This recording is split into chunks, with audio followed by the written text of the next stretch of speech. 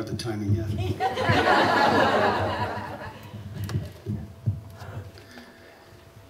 I danced for 20 years with the Martha Graham Dance Company, and this story comes from the beginning of that.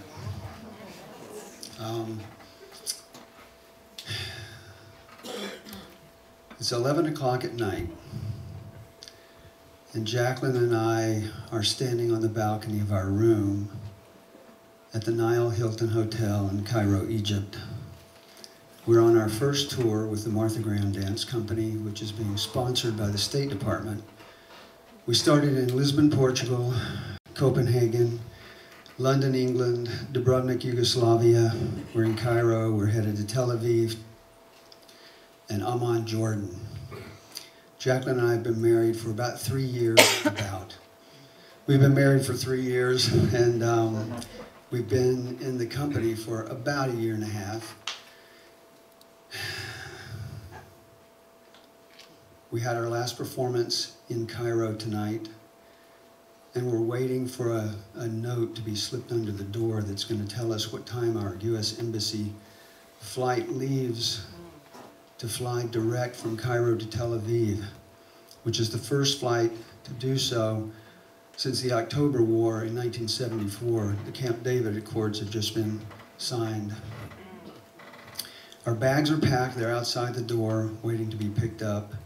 We gave our passports in to the State Department liaison at the theater, and we're standing wondering what to do. It's like 11:30, what to do until the bus.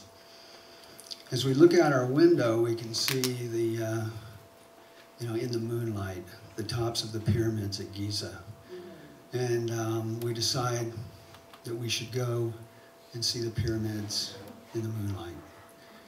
We call downstairs and we hire a driver from the hotel who's going to drive us out to the pyramids, wait for us, and then drive us back. It's going to be 20 minutes, 20 minutes, and 20 minutes. So it's about an hour we can do that. We're standing in the sand, looking at the pyramids. I can hear our driver start to argue with somebody, and I look around, and there's a Bedouin and a young man and 2 horses headed our way. The Bedouin comes up and says, "Ride our horses around the pyramid. It would be great for you." I look at the cab driver, and he is emphatically against it. Jackie is not really for it yet. I say, "How much?" He says, No. You pay me when it's over. No problem. You pay me when it's over. We have to be back in 20 minutes. No problem. It's faster on the horses. He leads, I lead. It's great. It's better. He never said great. He says, "It's better. It's better." We get on the horses, and we're moving around the outside of the Great Pyramid at Giza. It's been about 15 minutes, so it's not faster. Jackie is beginning a mantra that's going to continue to the end of the story.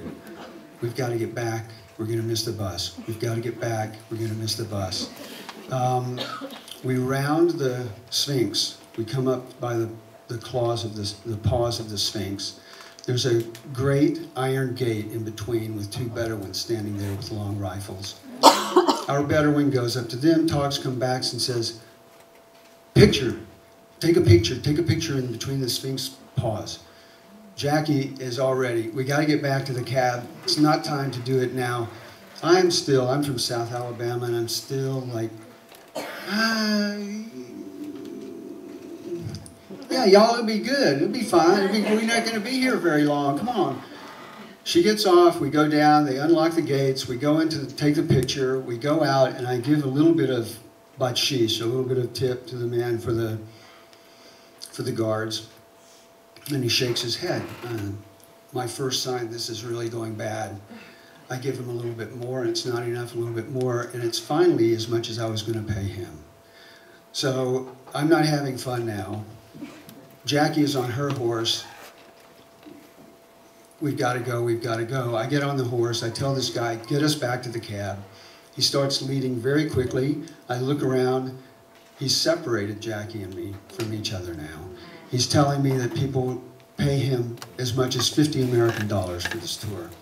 I tell him to stop the horse. I can see lights coming. Our cab driver's looking for us. He comes up by the horses. I've gotten off. Jackie's gotten off. I've paid this guy as much as I paid the cab driver. I get into the cab. We get to the cab. He gets into the cab.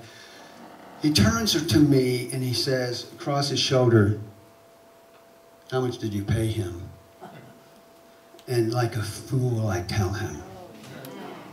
And so he throws the door open. He jumps out of the cab and he starts screaming across the taxi at this guy, who's screaming back at him.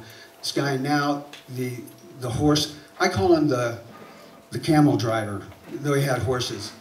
He comes around the cab and he's yelling at this guy. Our driver's yelling at him, and our driver does this to him.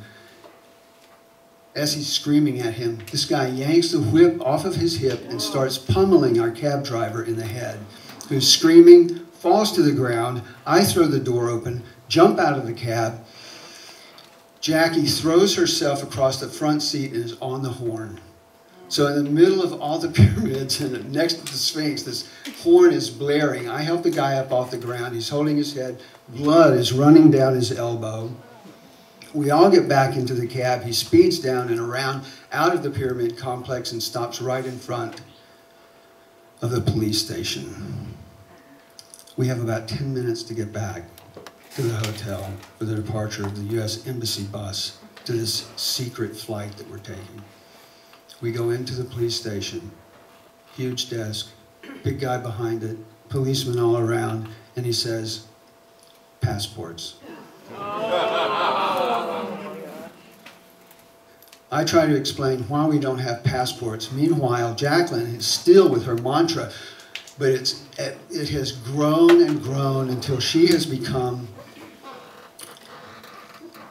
a force of nature. She's Italian, New York City, native. And so these guys, they really have no idea what they're in for. She begins yelling in Italian, yelling in English, and advancing on this desk. He scoots his chair back. These guys start looking very worried at each other. And truly, he reaches in the desk, looking at these guys nervously, and he pushes a piece of paper across the desk with a pen, and he says, "ID, name." She pulls out her New York City library card. Puts it down, copies her number, and I pull out my Alabama driver's license, copy it down, and he tells the guy to take us back to the hotel. We get back to the hotel, 5 or 10 minutes late, everybody's on the bus, everything is packed, and our manager is standing on the bus. Not a happy camper. And as we walk up the steps, he's shaking his head, looking at us like this. Jackie walks right by him, not giving him the time of day. But I'm from Alabama, so I have to. I look at him, he says, "Where were you?" I say, "Golly, we're just trying to see the pyramids at Moonlight."